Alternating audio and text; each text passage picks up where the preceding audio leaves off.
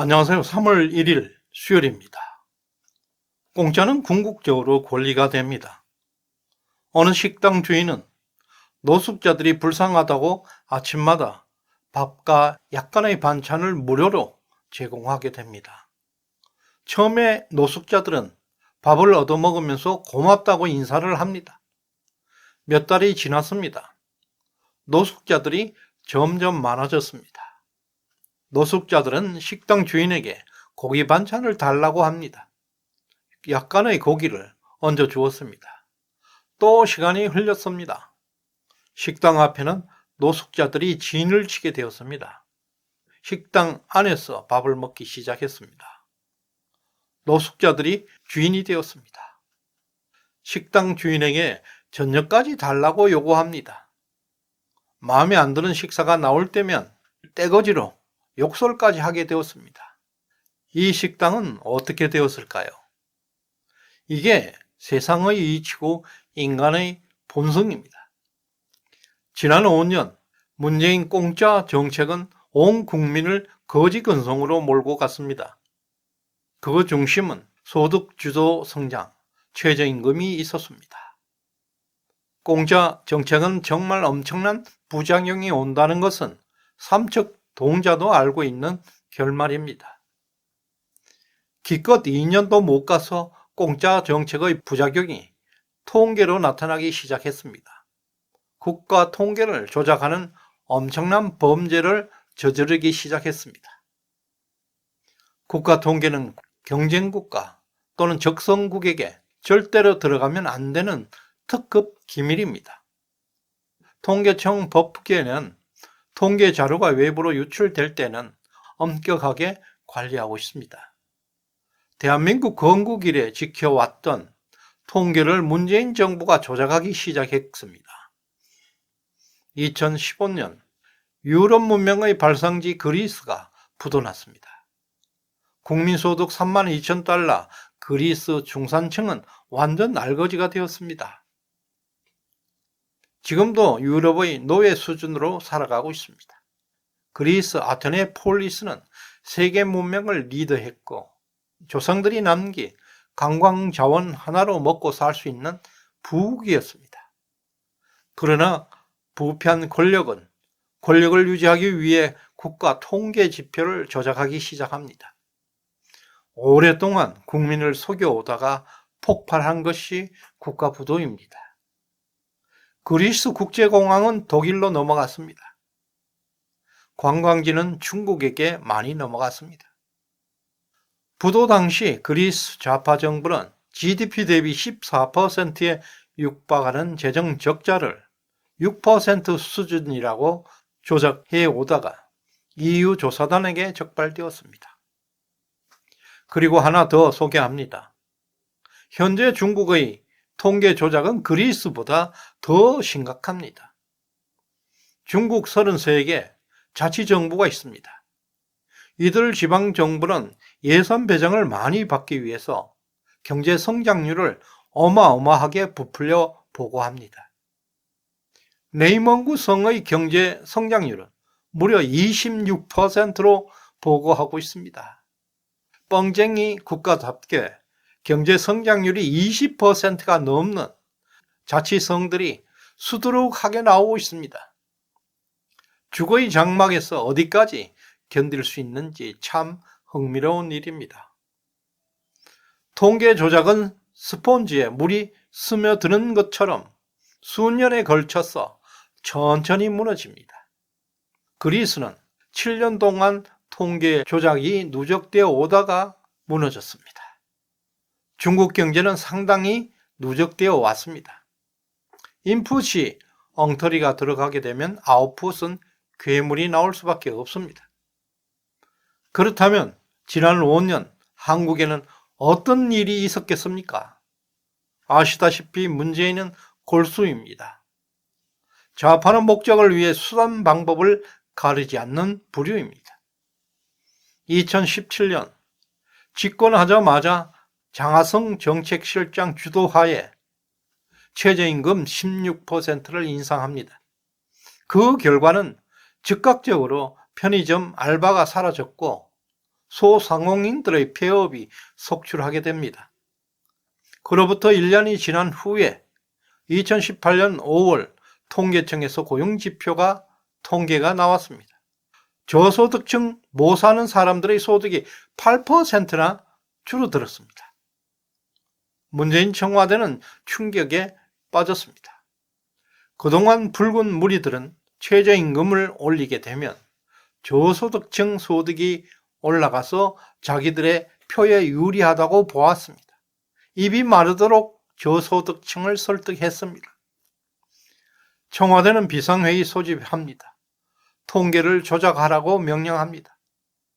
홍장표 수석이 통계청에 전화합니다. 당시 보건사회연구원이었던 강신욱에게 원시자료 통계청 로 데이터를 넘기라고 지시합니다. 이것은 불법입니다. 강신욱은 통계청에서 받은 데이터를 쪼물락쪼물락거려서 저소득층 소득이 증가한 것으로 조작해서 청와대에 보고합니다. 청와대는 소득주도 성장과 최저임금 증가의 긍정적 효과를 충분히 자신있게 설명해야 한다. 긍정적인 효과가 90%라고 충고까지 합니다. 청와대는 국민들을 속입니다. 당시 황수경 통계청장은 미국 출장 중이었습니다. 통계청 자료가 외부로 나가려면 심사위원회를 거쳐야 합니다. 아무런 제재 없이 통계청 자료가 강신욱에게 들어갔고 원래 통계청 자료는 사라지고 강신욱의 조작된 통계 수치가 발표되었습니다. 미국 출장에서 돌아온 황수경 통계청장은 임기를 채우지도 못하고 쫓겨났습니다. 통계 조작의 공로로 강신욱이가 통계청장으로 영전되었습니다. 이후 강신욱 통계청장은 130억을 넘게 들어서 기존 통계 방식을 절단내버렸습니다.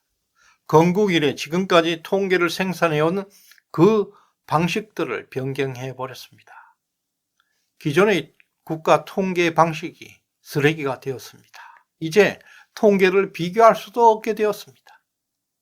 국민 혈세 130억을 투입해서 국가 통계 질서를 한 방에 파괴해 버렸습니다. 강신욱 통계청장은 서울대 경제학과 출신입니다. 대학 다닐 때 막스주의자 원조 김수행 교수의 제자입니다. 공산주의 옹호하는 논문으로 박사가 되었습니다. 강신욱은 취임사에서 장관님들의 정책에 좋은 통계를 만드는 것으로 보답하겠다라고 말했습니다. 국가 통계를 정치적 도구로 생각하는 대목입니다. 이 발언은 당시 야당과 학계 등 엄청난 파장을 몰고 왔습니다. 통계를 정권의 입맛에 맞게 만들 수 있다고 생각하는 발상 자체가 공산주의 혁명가다운 사고방식입니다. 진짜 반지성의 절정입니다. 버러지 같은 생각입니다. 또 JTBC 보도에 따르면 문재인 정부는 통계 조작에 관여했던 범죄자들에게 인사 특혜까지 주었다고 내부자 진술이 나왔다는 보도가 있었습니다. 범법자를 승진시킨 것입니다. 정말 부패의 끝판왕을 보여준 정권이었습니다.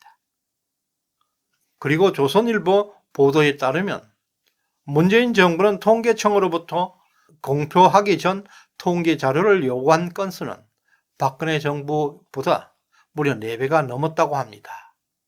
2016년 박근혜 정부 때 통계청이 정부 기관에게 제공한 사전 통계 자료는 153건에 불과했습니다.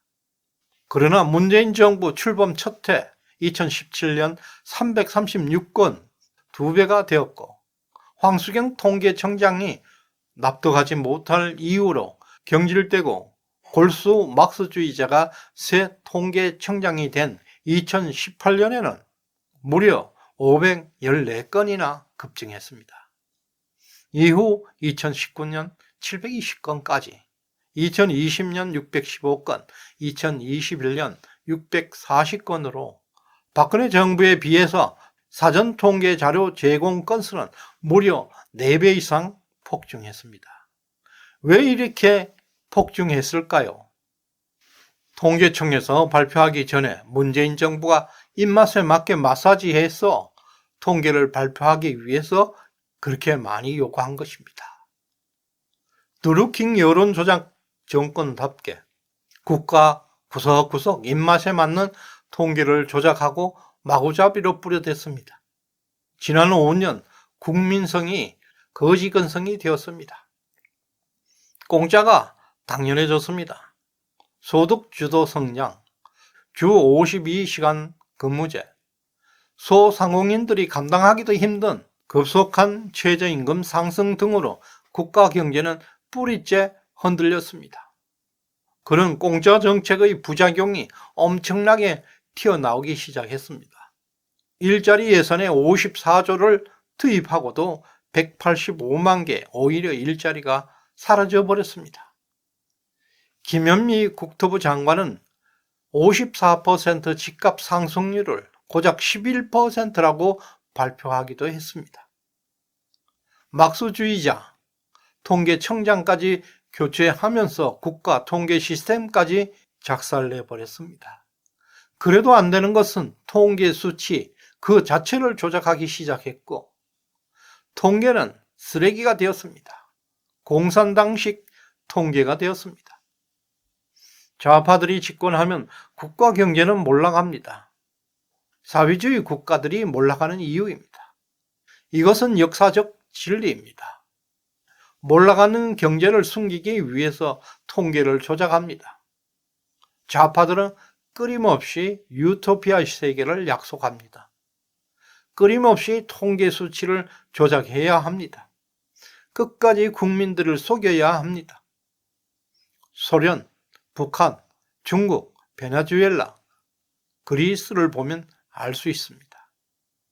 그리고 문재인 정권을 보면 정말로 실감할 수 있을 것입니다. 다행스러운 것은 윤석열 정부의 출발입니다. 여기서나마 국가 통계 조작을 중단시킬 수 있는 것은 천만 다행입니다. 감사원 감사가 마무리 단계에 있습니다. 청와대 말 한마디에 국가 기밀 자료가 유출되는 개탄스러운 정부였습니다. 통계 자료 가지고 장난치면 그것은 깡패이지 국가 기관은 아닐 것입니다. 시청해 주셔서 감사드립니다.